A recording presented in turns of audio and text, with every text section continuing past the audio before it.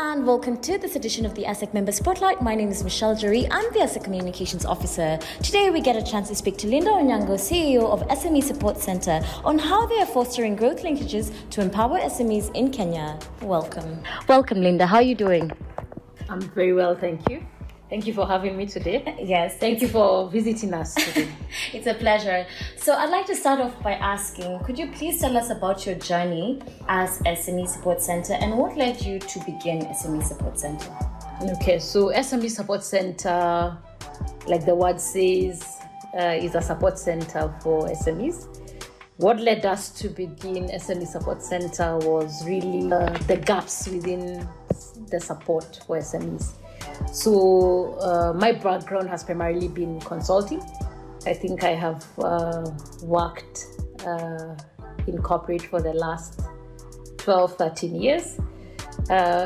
Before, of course, starting SME Support Center. And the gaps around SME consulting for us were, we asked ourselves, how can we provide quality consulting that is affordable and that is accessible to as many SMEs as possible? So those three things: it has to be quality, it has to be affordable, it has to be accessible, and it has to be available. Sorry, I missed the fourth one, available. So that means you cannot lock out anyone. So SME Support Center, actually people ask us, are you focused on one sector? Which ages do you support? We are available to everyone. Yeah. So it has to be quality, affordability, accessibility. Accessibility here, which is why you see anyone can access from wherever they want. So whether you're in Kisumu, wherever, you just go to our online platform and register. And whether you're in any other country, because we are not just serving Kenya, we also serve African SMEs.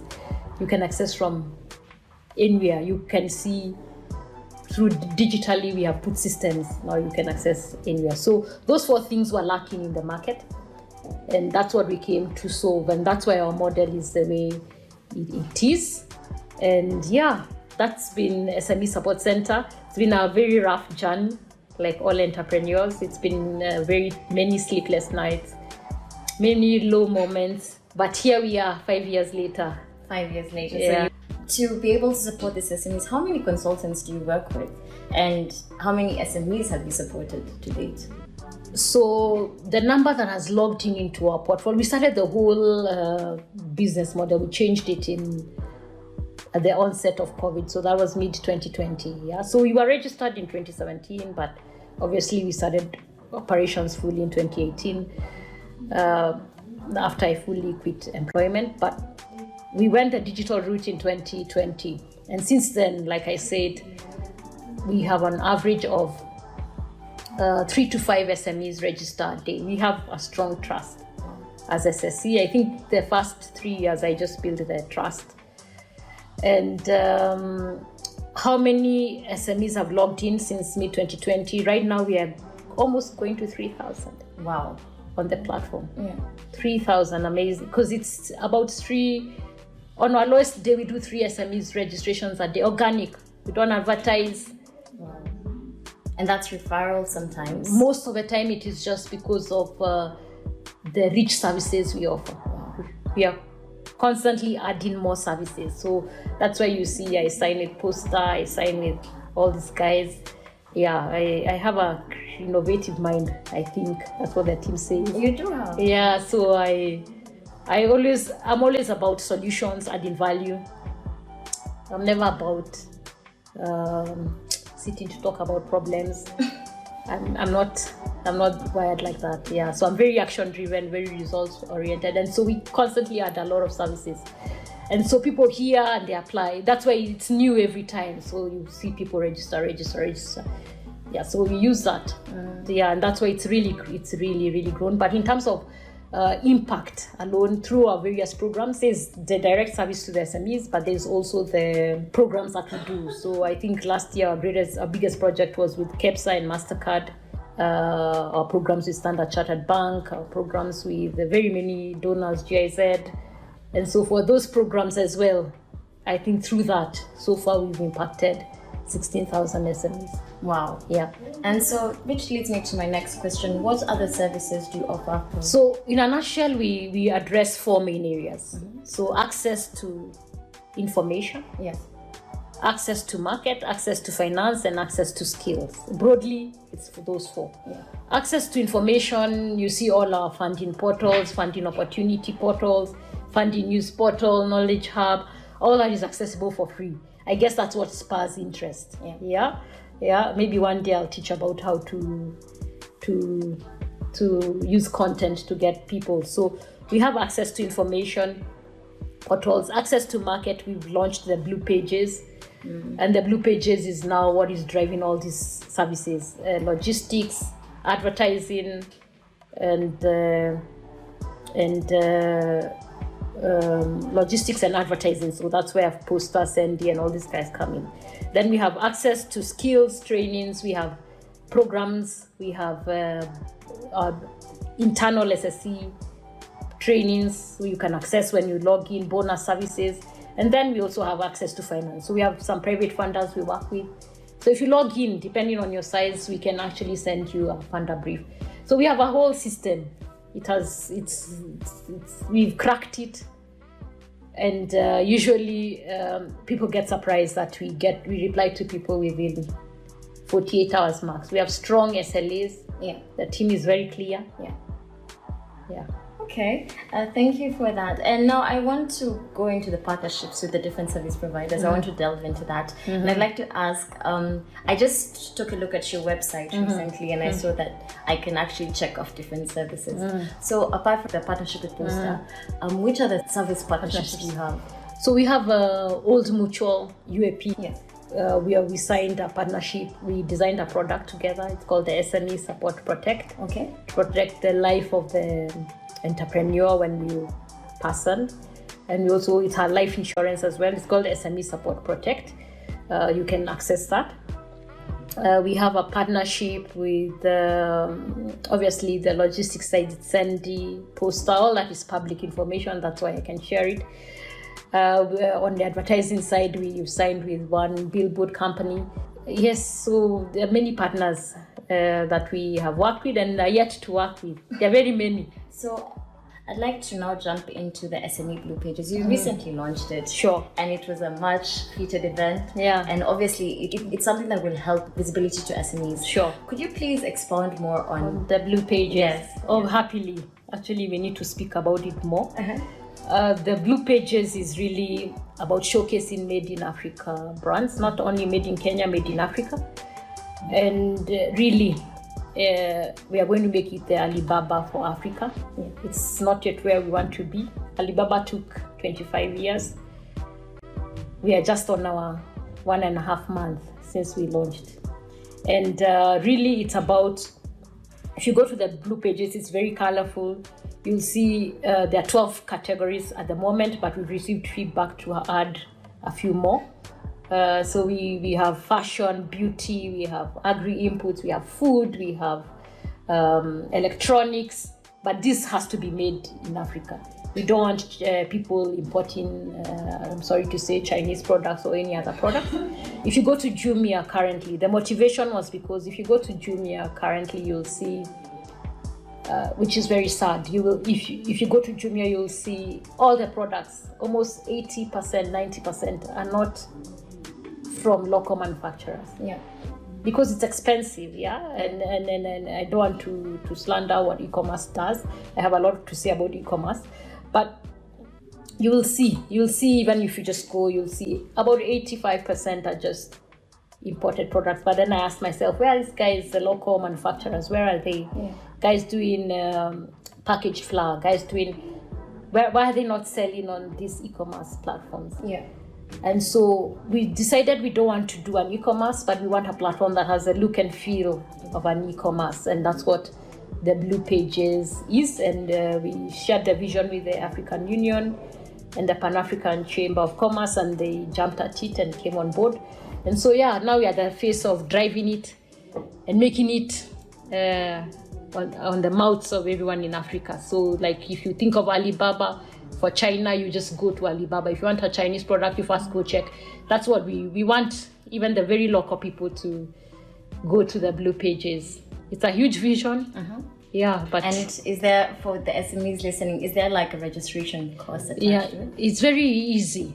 Registration, you just go, if you go to the blue pages right now, you go click add listing. Yes. You just click add listing, it's self-listing, but obviously as SSC we control the look and feel. So once you put in your details, we at the back end we have a team that reviews your inputs, authenticates you, and checks that you're actually real, that you actually sell on social media and all that.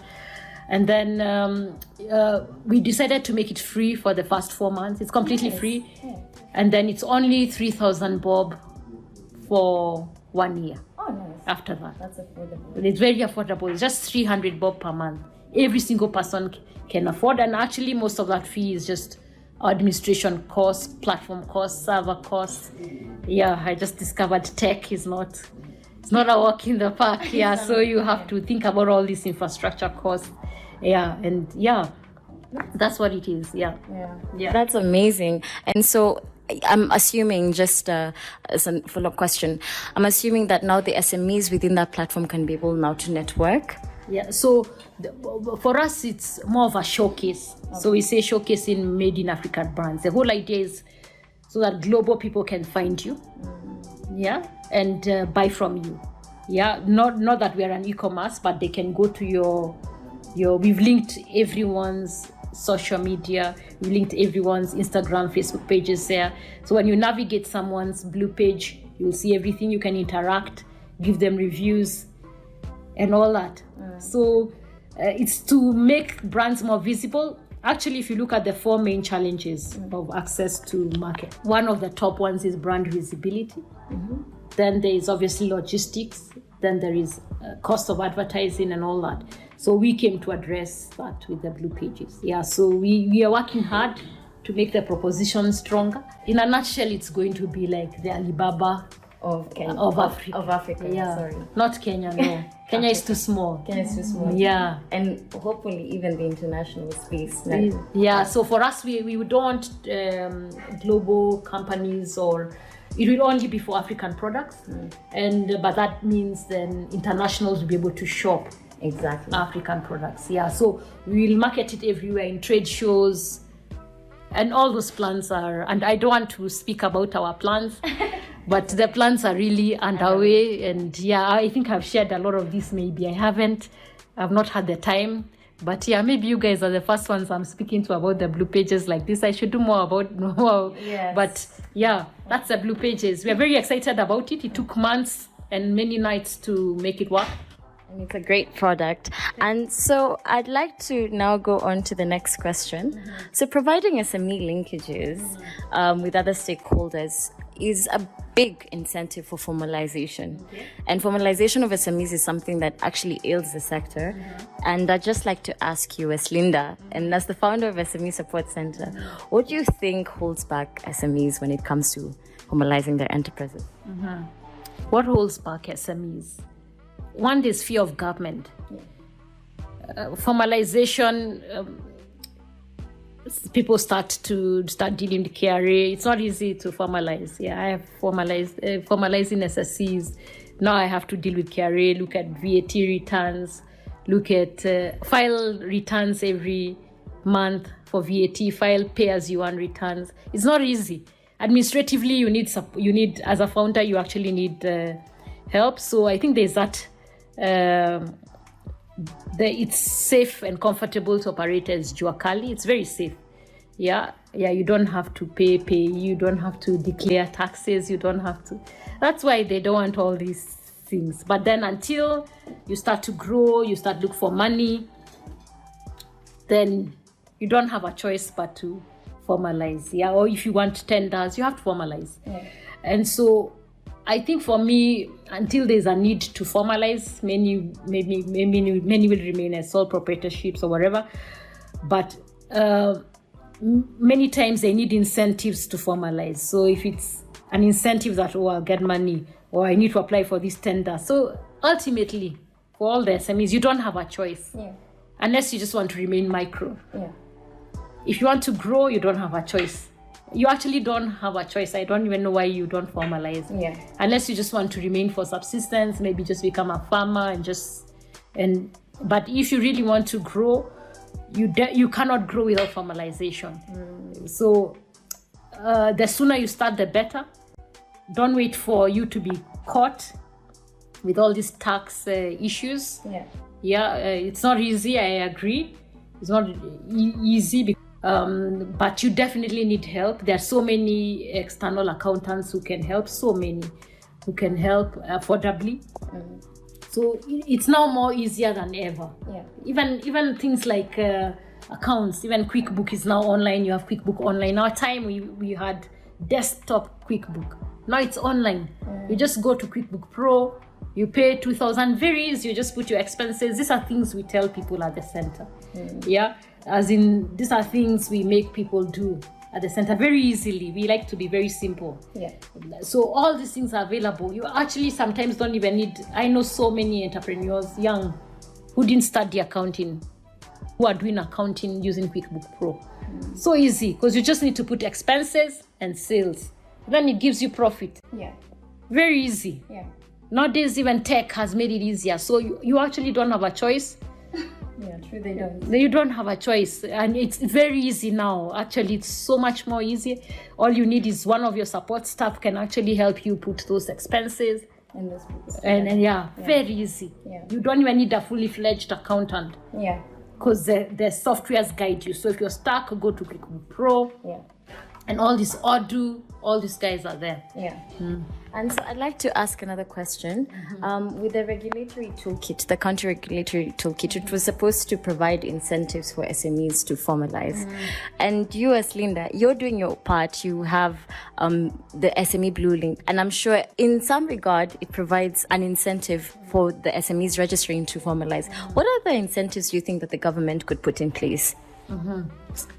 I shy away a lot from talking about what government should do. I think there's so much talk on what government should do. I honestly believe there are a lot of things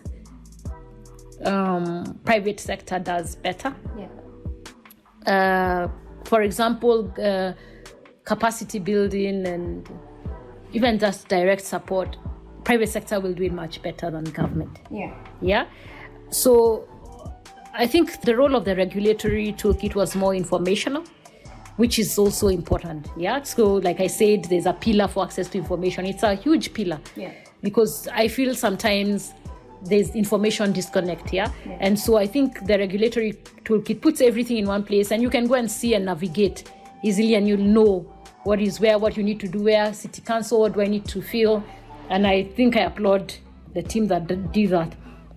Just the same as us, we have information portals, funding news, all that. I meet so many people ask, how do you know which fund grants are there? How do you know? That's why we sat and came up with the grant funding portals and all those things. Access to information is key. So that's where it ends. But now actually helping the SME to formalize, I think private sector should step in. And so we always have to separate what can government do, what private sector can do. I speak a lot about these things. I haven't spoken much. I've not had the time. But there's some things, there's a limit to what government can do and there's the limit private sector can do. And in that regard, what do you think the private sector can do? The private sector can do a lot of this support, incubation. That's private sector. Because then it will be sustainable. Sustainable here meaning it won't be a project that starts and ends based on budget. It will be a project you'll factor in, I'll need to pay. The SME will need to pay. How do I manage my costs? Like SSC, we are sustainable, right? Because it's run as a private business. I'm also an SME, I have to be profitable to survive, So incubation, support, all those things, private sector can do better, quality-wise as well. Now, obviously, there are government programs to be able to enable all this as well, or support. It's possible that they can do them, but you notice, even with government programs, Key Up to 50, they still get private sector to implement.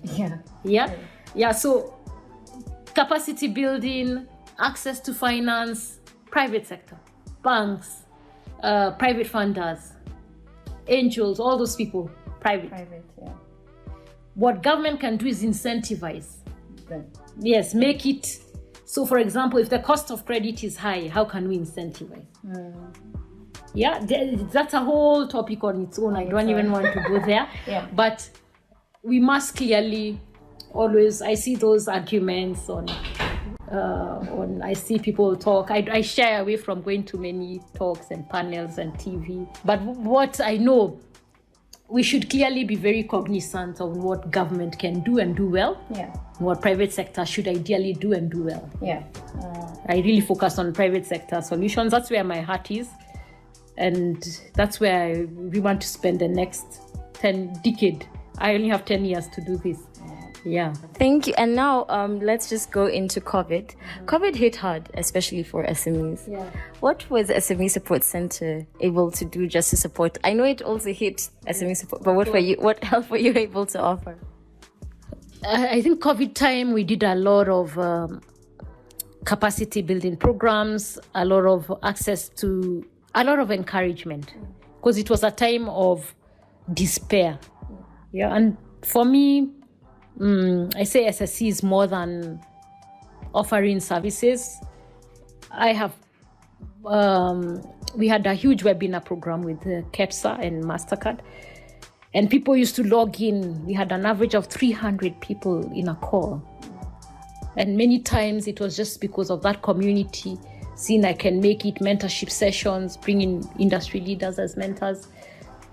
And so a lot of it was, sometimes it's not even that I got money or that I got. There are people who got money and there are people we've helped to get money, several. But it's more than that. Is entrepreneurship has very many low moments, and COVID was one of them. Yeah. Very many low. Sometimes you just need the urge to continue. And I tell you, and I kid you not, I'm not saying this because it's SSC. I meet so many people, even some SSC members who come and tell you, Linda, I'm only going on because of the sessions we had, the motivation to move on. I have so many clients who were almost giving up, but we thought of a way out. So for us, it is more so the soft part, because if you don't have internal motivation as an entrepreneur, you will die. It starts in the mind, in the heart. So you have to work on yourself before it can start on the action. So for me, COVID, if I look at our greatest achievement was that, just being able to make people internally feel I can make it, I can move on, I can find a small plan B right now, but I won't give up this vision. And we had so many. I actually have one entrepreneur. There's a video we put up on Tuesday. You can watch it. It shows the client testimonials. I have one entrepreneur who was in a dark place. And he got one opportunity from our portal. He went to France, and nowadays when I meet him, he tells me about blockchain. I'm like, if there are those who survived because of any of our programs or webinars, that was a great success for me. And those we helped to get money also, yeah, it's a great success. Those we helped to bridge some money in the meantime, yeah. So those two things, those ones who needed bridge capital and we've helped them, and really those ones we encouraged to grow and move on and not to give up. Yeah, because we also didn't give up. We actually grew COVID time us. Yeah. Okay, and I'd just like to ask, what are your hopes when it comes to fostering linkages for SMEs? You're the one company that's doing that in Kenya, because you literally have maintained partnerships with so many stakeholders. Sure. Where do you see this in the next decade? Even as you said, you want to stick around for the next decade and hopefully even the other one. Yeah. Where do you see it going? No, I want to retire after 10 years. I can't do this for long. No, but I'm just joking anyway. But partnerships is everything. Yeah. Partnerships is everything. You can't, like SME challenges, we cannot solve them as Linda. You cannot solve them as ASSEK. You cannot solve them as an individual. A funder cannot solve. So let me give you an example. I saw one debate around access to funding recently, actually this morning, and People complaining there's no funds. There's no banks who understand SME lending. Partly true, partly false. Now, assume as a fund I lend to you. We've had people who have facilitated funding. We are not funders, but we facilitate funding private lenders. We facilitated some people and they've defaulted. Yeah, so we have non-performing loans. All banks have non-performing loans. True. Yeah, that tells you it's not only a funding problem. Yeah. There's also a sales problem. People don't default because they hate to pay loans. They default because their business is struggling. Yeah. There are no sales. There's no access to market. True. So even funders need access to market partners. Nothing is in isolation. Partnerships is everything. So I don't like to look at everything single with one lens. Yeah, so everything is interconnected. Everything. So partnership is everything, and hopefully for us we are really working on that. We are really working on that. It's where I spend the bulk of my time. Yeah. And really trying to convince people to change, to really see things differently. It's not easy, but we're making strides. Yeah, partnerships is everything.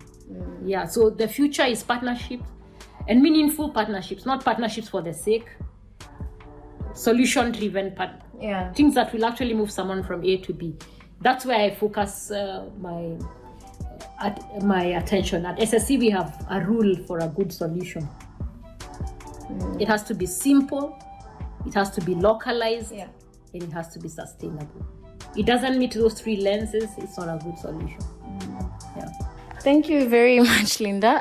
I really did enjoy speaking with you and getting enlightenment on what your activities are and how SME Support Center is literally holding SMEs. Like, great work you're doing. Oh, thank you so much. Thank you. Thank you for visiting us. And yeah, it was happy to be part of ASSEK. I should say that actually. Want to be featured on the Members Spotlight? Reach out to us via communications@assek.ke and let us tell your story.